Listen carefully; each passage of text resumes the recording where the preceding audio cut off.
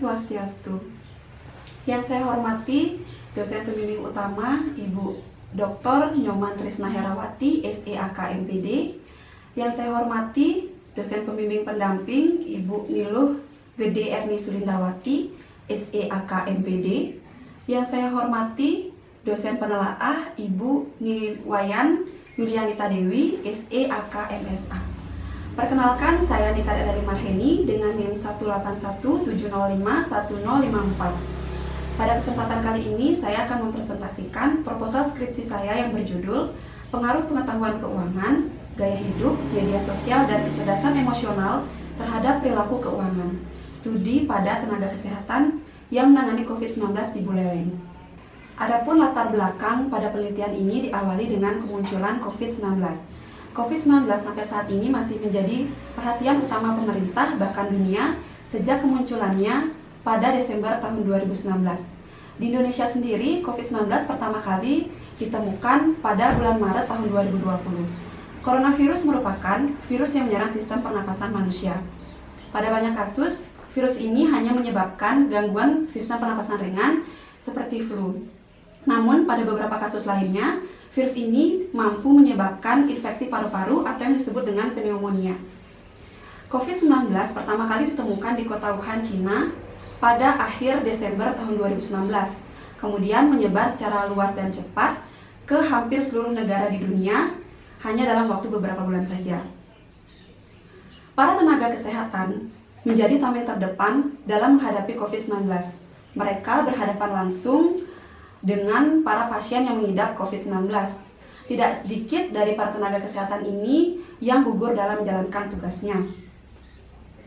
Untuk mengapresiasi dan meningkatkan kinerja tenaga kesehatan, pemerintah Indonesia memberikan dana insentif bagi tenaga kesehatan yang menangani COVID-19. Berdasarkan surat Menteri Keuangan nomor 113 tahun 2021, besaran dana insentif yang diberikan bagi tenaga kesehatan yang menangani COVID-19 di Indonesia berkisar Rp5 juta sampai dengan Rp15 juta. Hal ini menyebabkan terjadi peningkatan pendapatan bagi tenaga kesehatan, di mana hal ini justru berbanding terbalik dengan apa yang dialami masyarakat secara umum. Masyarakat secara umum sebagian besar mengalami penurunan pendapatan pada masa pandemi COVID-19. Pendapatan merupakan uang baik itu berupa kas maupun bukan kas yang diterima seseorang yang dapat dibelanjakan untuk memenuhi kebutuhannya masing-masing. Tingkat pendapatan yang tinggi dapat mempengaruhi perilaku keuangan yang cenderung konsumtif. Namun saat ini masyarakat sudah banyak yang sadar akan pentingnya perilaku keuangan yang baik. Bahkan peningkatan kesadaran akan perilaku keuangan yang baik ini terjadi pada saat pandemi COVID-19. Hal ini didukung oleh studi yang dilakukan McKinsey pada Mei tahun 2020, di mana studi ini menyatakan bahwa konsumen di Indonesia mengalami kekhawatiran akan pemenuhan kebutuhan yang disebabkan oleh pandemi COVID-19. Dan hal ini juga mengakibatkan peningkatan kesadaran akan perilaku keuangan yang lebih baik. Selain menyebabkan peningkatan pendapatan bagi tenaga kesehatan dan penurunan peningkatan bagi masyarakat umum, COVID-19 juga menyebabkan peningkatan penggunaan media sosial. Media sosial merupakan sarana atau tempat yang digunakan seseorang dalam bersosialisasi, berkomunikasi, mengekspresikan diri maupun mengakses berbagai macam informasi secara online tanpa batas ruang dan waktu. Peningkatan penggunaan media sosial di masa pandemi disebabkan oleh tingkat penularan COVID-19 yang sangat tinggi sehingga masyarakat disarankan untuk menjaga jarak. Hal ini menyebabkan banyak aktivitas yang dilakukan secara online. Peningkatan penggunaan media sosial pada masa pandemi COVID-19 didukung oleh salah satu artikel yang ditulis oleh Debel yang merupakan platform penelusuran konten di Asia, di mana ia menerbitkan artikel yang berjudul Laporan Tren Konsumsi Media di Indonesia. Hasil analisis menunjukkan jumlah konsumsi konten meningkat 28% pada bulan Maret tahun 2020. Hal ini disebabkan oleh belajar dan bekerja dari rumah yang diberlakukan semenjak kemunculan COVID-19 di Indonesia. Kajian terhadap konsumsi media dilakukan pada 6 kategori, diantaranya bisnis, hiburan, berita umum, berita, regional, dan olahraga. Kategori bisnis tercatat meningkat hingga 62%. Hal ini terjadi seiring dengan anjloknya harga saham secara drastis akibat kekhawatiran tentang pandemi serta besarnya minat khalayak umum terhadap isu-isu ekonomi. Kemudian pada April saat COVID-19 mulai menyebar di tingkat nasional, konsumsi konten pada kategori regional memiliki laju peningkatan tertinggi kedua, yaitu 61% lebih tinggi dibandingkan bulan Februari. Peningkatan penggunaan media sosial pada masa pandemi COVID-19, baik secara langsung maupun tidak langsung, dapat mempengaruhi perilaku keuangan. Perilaku keuangan merupakan cara seseorang dalam mengelola sumber daya keuangan yang dimilikinya. Jadi, informasi-informasi yang disediakan oleh media sosial sifatnya sangat bebas dan tidak terbatas. Salah satu informasi yang dapat diakses secara bebas oleh masyarakat adalah informasi tentang keuangan. Informasi keuangan ini dapat mempengaruhi tingkat pengetahuan keuangan seseorang. Pengetahuan keuangan merupakan pengetahuan maupun keterampilan yang dimiliki seseorang dalam mengelola sumber daya keuangan. Selain mempengaruhi tingkat pengetahuan keuangan, peningkatan penggunaan media sosial juga dapat menjadi pengaruh dalam membangun gaya hidup. Jadi, media sosial dapat menjadi inspirasi maupun motivasi seseorang dalam membangun gaya hidupnya. Gaya hidup merupakan pola hidup seseorang atau cara seseorang dalam menjalani hidupnya. Kemudian, dengan demikian dibutuhkan adanya kecerdasan emosional untuk mengendalikan informasi-informasi yang disediakan media sosial secara bijak. Jadi, secara keseluruhan, peningkatan penggunaan media sosial yang dapat mempengaruhi pengetahuan keuangan dan juga gaya hidup, serta tingkat kecerdasan emosional seseorang dapat mempengaruhi perilaku keuangannya. Tenaga kesehatan yang menangani COVID-19 di Buleleng diperkirakan mengalami perubahan perilaku keuangan.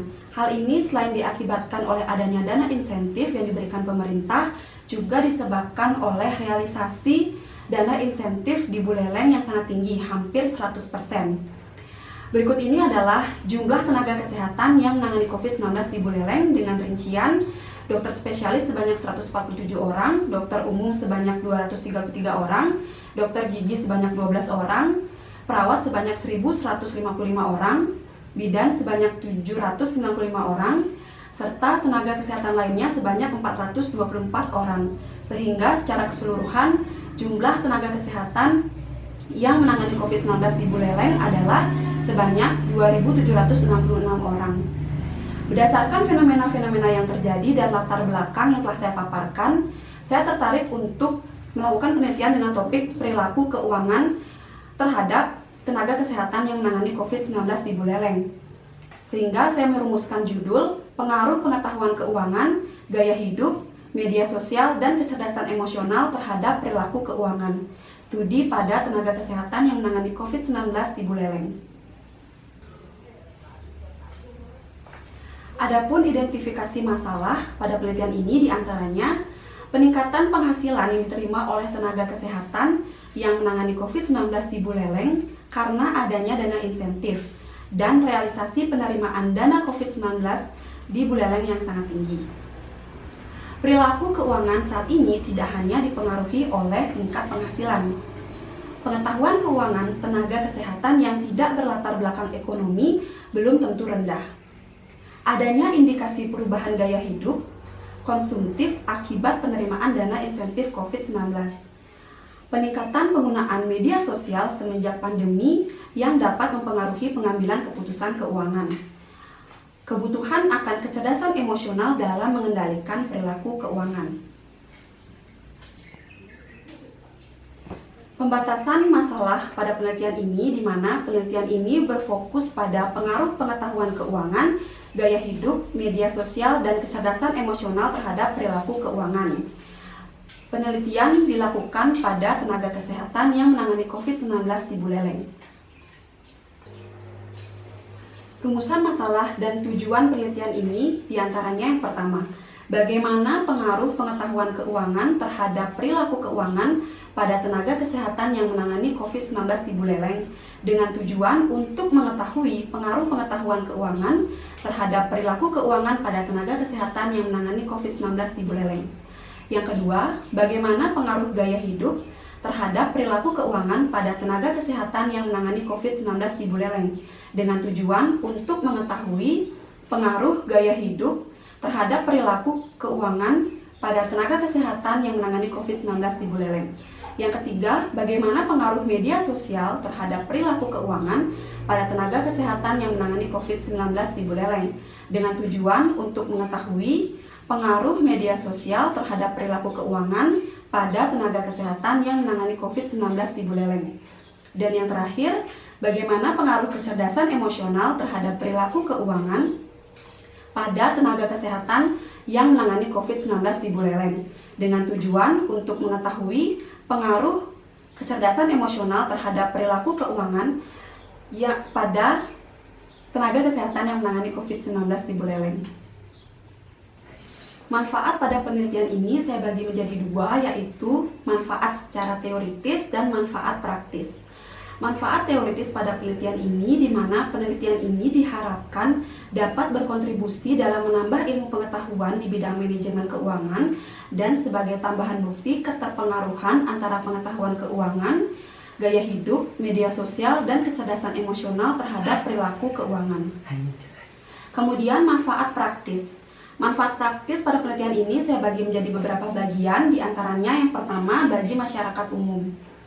Penelitian ini diharapkan dapat memberikan gambaran bagi masyarakat umum seperti apa pengelolaan keuangan tenaga kesehatan yang nantinya dapat dijadikan sebagai pembelajaran dan motivasi dalam melakukan perilaku keuangan yang lebih baik. Kemudian bagi tenaga kesehatan, penelitian ini diharapkan dapat memberikan pemahaman akan pengetahuan keuangan dan pentingnya disiplin keuangan agar dana insentif yang diterima oleh tenaga kesehatan dapat diarahkan ke perilaku keuangan yang lebih baik. Kemudian bagi pemerintah, penelitian ini diharapkan dapat menjadi salah satu pedoman bagi pemerintah dalam merumuskan kebijakan, khususnya kebijakan dana insentif tidak hanya bagi tenaga kesehatan saja, tapi juga untuk tenaga kerja lainnya. Kemudian bagi peneliti selanjutnya, penelitian ini diharapkan dapat menjadi tambahan sumber referensi bagi peneliti yang ingin melakukan penelitian dengan topik sejenis. Selanjutnya adalah kajian teori. Saya mulai dari deskripsi teoritis terlebih dahulu. Dalam mendukung penelitian ini, saya menggunakan grand theory, yaitu Theory of Planet Behavior. Theory of Planet Behavior merupakan teori yang menyatakan bahwa perilaku seseorang sangat dipengaruhi oleh niatan, minat, dan motivasi yang dimiliki oleh orang tersebut. Adapun terdapat beberapa komponen yang mempengaruhi niatan maupun motivasi yang dimiliki seseorang. Yang pertama adalah sikap terhadap perilaku. Sikap terhadap perilaku merupakan suatu perasaan yang dirasakan seseorang, baik itu menerima maupun menolak suatu perilaku. Kedua yaitu norma subjektif. Norma subjektif adalah keadaan lingkungan individu yang menerima atau menolak suatu perilaku. Kemudian kontrol perilaku persepsian. Persepsi kontrol perilaku adalah bagaimana seseorang mengerti bahwa perilaku yang ditunjukkannya merupakan hasil pengendalian yang dilakukan oleh dirinya. Ketiga komponen ini dapat mempengaruhi tingkat niat, minat, maupun motivasi seseorang, di mana motivasi yang telah dilaksanakan inilah yang disebut dengan perilaku.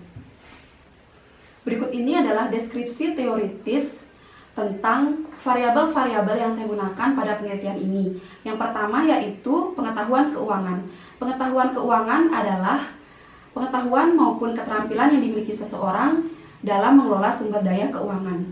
Kemudian gaya hidup. Gaya hidup adalah pola hidup atau cara seseorang dalam menjalani hidupnya yang biasanya mencerminkan karakter orang tersebut. Kemudian media sosial. Media sosial adalah suatu sarana atau tempat yang berupa aplikasi yang digunakan seseorang dalam bersosialisasi, berkomunikasi, mengekspresikan diri maupun mengakses berbagai macam informasi secara online tanpa batas ruang dan waktu. Kemudian kecerdasan emosional. Kecerdasan emosional merupakan kemampuan seseorang dalam merasakan, memahami, dan mengendalikan emosi yang dirasakannya, yang biasanya mencerminkan karakter dan perilaku seseorang. Kemudian perilaku keuangan. Perilaku keuangan adalah tindakan, sikap, dan reaksi seseorang dalam mengambil keputusan terhadap sumber daya keuangannya. Penelitian ini menggunakan beberapa penelitian terdahulu yang relevan. Namun berikut ini saya paparkan hanya 3 penelitian terdahulu yang relevan yang menjadi pedoman utama dalam penelitian ini. Yang pertama yaitu penelitian yang dilakukan Luh Putriasih tahun 2021 yang berjudul Pengaruh Literasi Keuangan, Kontrol Diri, Gaya Hidup, dan Kondisi Sosial Ekonomi terhadap Perilaku Pengelolaan Keuangan Mahasiswa.